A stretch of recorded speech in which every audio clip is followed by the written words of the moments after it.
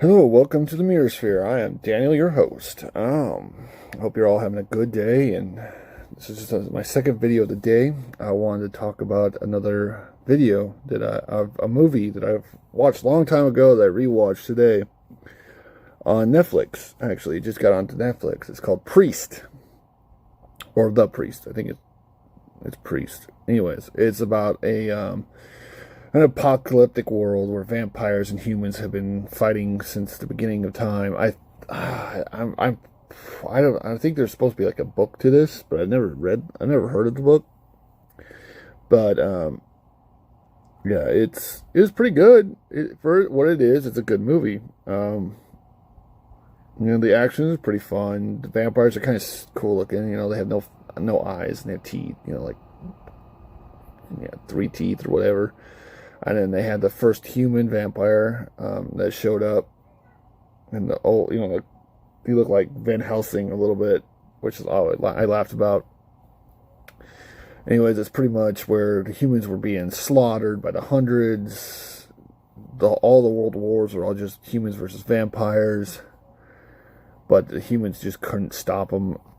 And the only thing they had going for them is the sunlight until the church came around and created these people called priests, which are like superhumans who can go toe to toe with the vampires, if not overpower them completely. They were trained pretty much from their childhood to kill vampires, and so there's only a group of them, and they turned the tide of the war, ended up winning the war, and supposedly they live in these massive walled cities, and it's covered in smoke, so there's no real daylight. And the church pretty much rules. Like, absolute rules. And, the priests are pretty much, because the church feared the priests after they won, they pretty much disbanded them, made them refuse to be able to speak to each other. They could barely find work. Society kind of turned their back on them. And they kind of feel betrayed. So, they went out, and in the beginning, the main priest, I think he's like the leader of the priest, or the strongest one, his brother gets murdered, his brother's family gets killed, and they steal his daughter, what turns out to be actually the priest's daughter later on. I won't spoil it too much, but it's pretty good. The demons look kind of sick. They have like these bigger ones. They kind of live in like mountains, like in holes, which is kind of weird.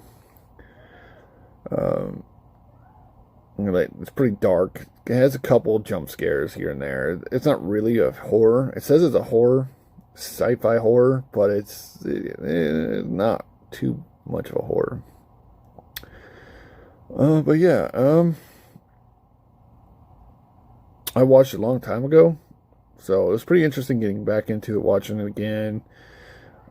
The way that, the fallen priest who becomes a vampire himself, it's actually pretty interesting. He becomes stronger, so he's like a super priest.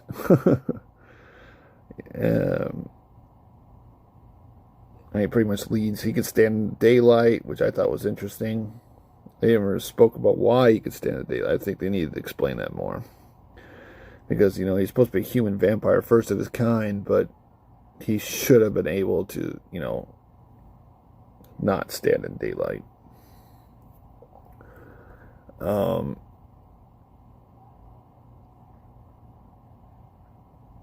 of the people turn to what's called familiars, where are humans who are pretty much turned by the vampires, but not completely vampires. They're infected, so they serve the vampires.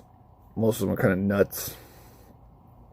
But yeah, they take a train, and they travel by train, which kind of didn't make much sense how they got the train, and like, I don't know, they never explain how they got a hold of a train in the first place, or where they came from, because they go to the main, hive, they call them, and they take down the vampires there. And then they come out another hole. It's a massive hole. And there's a city in the distance. And they say, hey,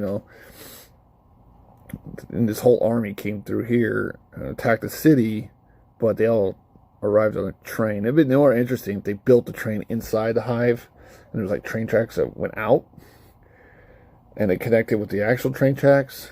You know, they kind of secretly built their own. That would have been kind of interesting, but they didn't. So yeah, it ended up one of the females like runs a bike full of explosives into the front of the train, which causes the train not to be able to go any further. It's all pretty interesting. Excuse me.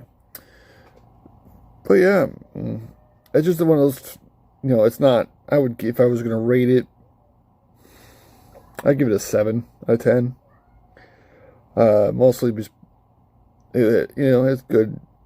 The story kind of doesn't really build up too much of the characters. I believe there was supposed to be a second movie to this. I don't know if there are one. I'll have to look, because it definitely left it open for a sequel, or even it might even not be the first one. There might have been a past one. It kind of says what kind of happened. They were ambushed in the hive. Their friend was taken. They thought he was dead, and it turns out they turned him. Yeah, but anyways, this is not gonna be a very long video, because, you know, this is just Netflix movies. There's just something to kind of kill the time whenever you're trying to find something to do.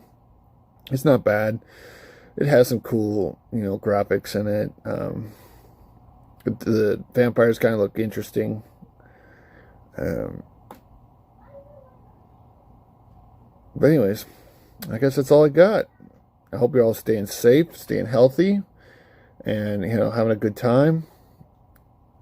And I'll see you later. Enjoy.